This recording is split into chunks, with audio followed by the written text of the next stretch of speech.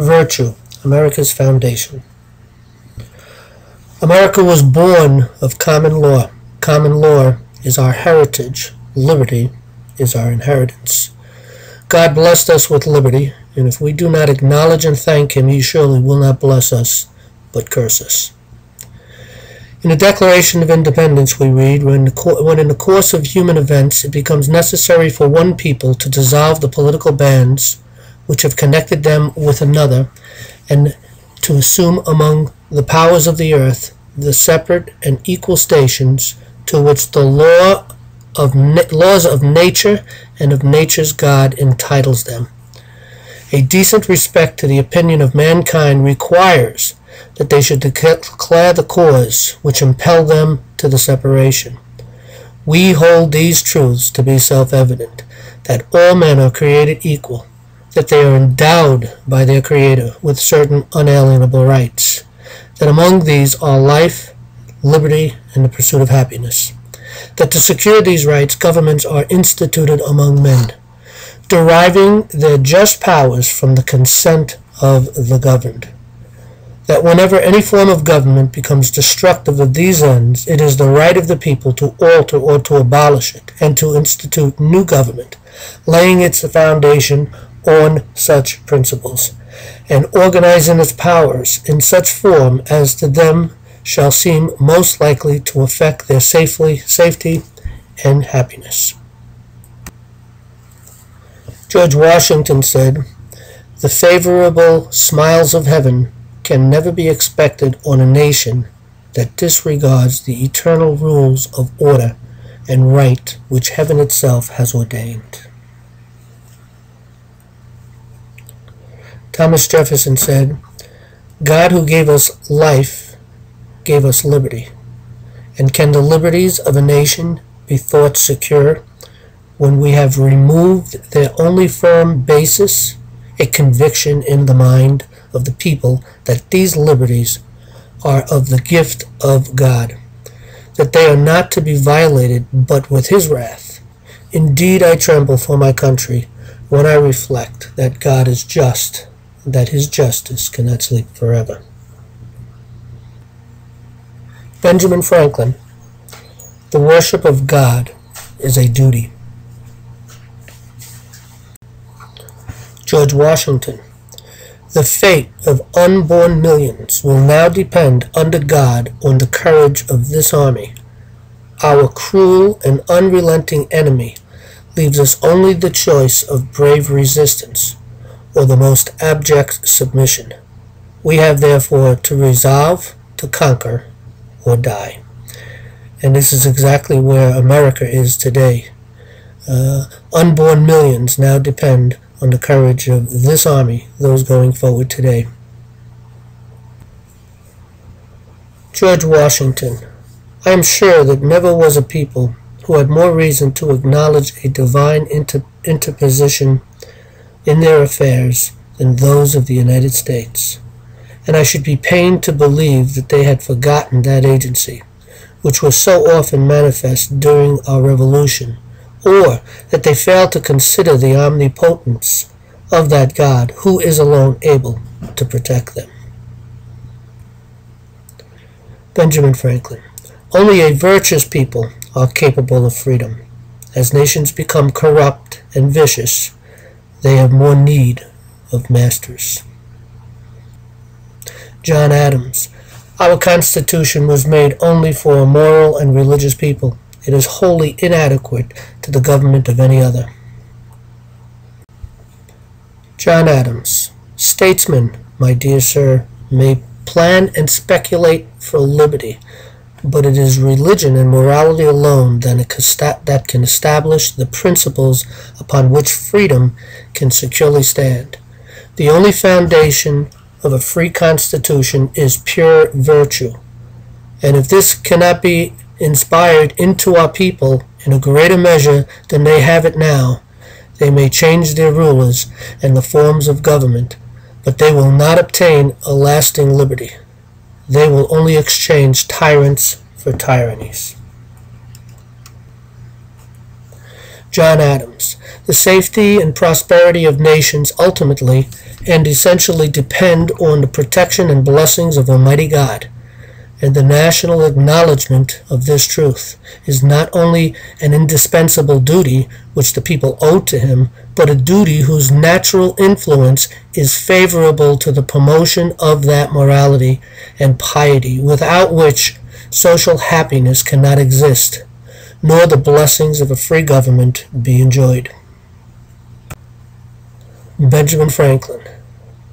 Nothing can contribute to true happiness that is inconsistent with duty, nor can a course of action conformable to it be finally without an ample reward. For God governs, and he is good. John Adams. Happiness, whether in despotism or democracy, whether in slavery or liberty, can never be found without virtue. Congress and President George Washington in 1789 passed the United States Annotated Code, Article 3, which states, religion, morality, and knowledge being a necessity to good government and the happiness of mankind. Schools and the means of education shall forever be encouraged. Patrick Henry. It cannot be emphasized too strongly or too often that this great nation was founded not by religionists, but by Christians, not on religion, but on the gospel of Jesus Christ. For this very reason, people of other faiths have been afforded asylum, prosperity, and freedom to worship here. Thomas Jefferson. The Christian religion is a religion of all others most friendly to liberty, science, and the freest expansion of the human mind. James Madison. It is the duty of every man to render to his Creator such homage before any man can be considered as a member of civil society. He must be considered as a subject of the governor of the universe. James Madison. We have staked the whole future of American civilization, not upon the power of government, far from it. We have staked the future of all of our political institutions upon the capacity of mankind for self-government, upon the capacity of each and all of us to govern ourselves, to control ourselves, to sustain ourselves, according to the Ten Commandments of God. James Madison. Religion, or the duty we owe to our Creator, and manner of discharging it, can be directed only by reason and conviction, not by force or violence. George Washington. Let it simply be asked, where is the security for prosperity, for the reputation, for life, if the sense of religious obligation deserts the oaths, which are the instruments of investigation in the courts of justice? George Washington. And let us with caution indulge the supposition that morality can be maintained without religion. George Washington. Whatever may be conceded to the influence of refined education on minds of particular structure, reason, and experience, both forbids us to expect that national morality can prevail in exclusion of religious principles. George Washington. 'Tis substantially true that virtue or morality is a necessity spring of popular government. George Washington. Observe good faith and justice towards all nations. Cultivate peace and harmony with all, religion and morality, enjoin this conduct. And can it be that good policy does not equally enjoin it?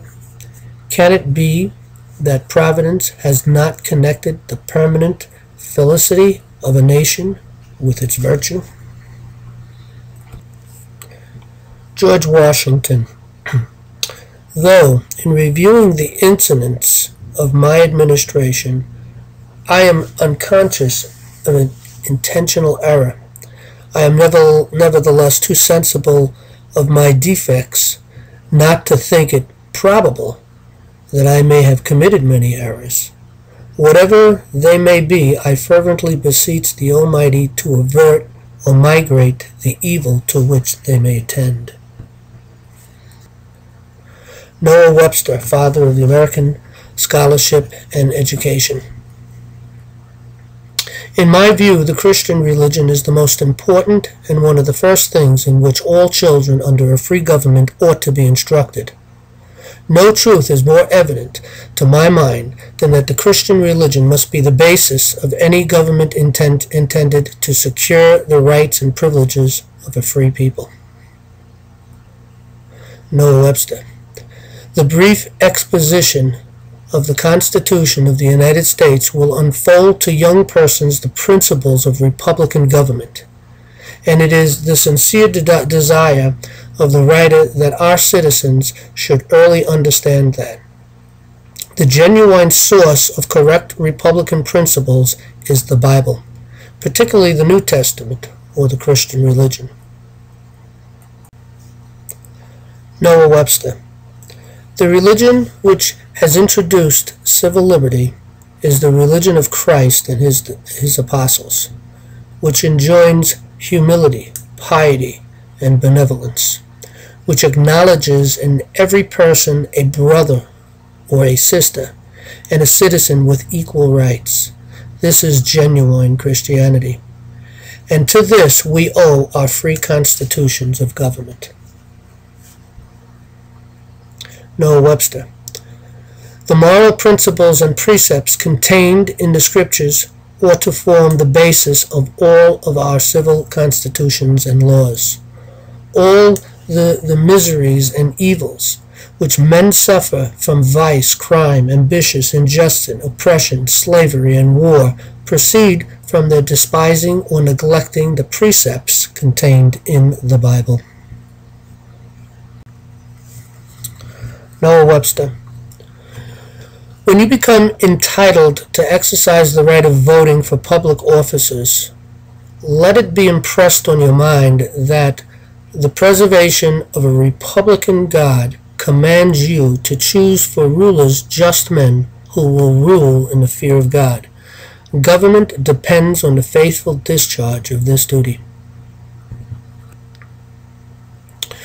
George Manson, father of the Bill of Rights, 1787.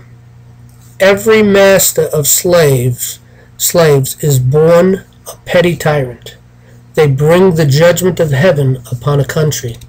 As nations cannot be rewarded or punished in the next world, they must be in this by an inevitable chain of causes and effects. Providence punishes nation sins by national calamities. Common law is our heritage. Liberty is our inheritance. We the people have been lulled asleep. We have been robbed and persuaded to sell our birthright. Hosea chapter 4 verse 6. My people are destroyed for lack of knowledge. James 1:25. Whosoever looketh into the perfect law of liberty and continueth therein, he being not a forgetful hearer, but a doer of the work, this man shall be blessed in his deeds. Virtue is America's foundation.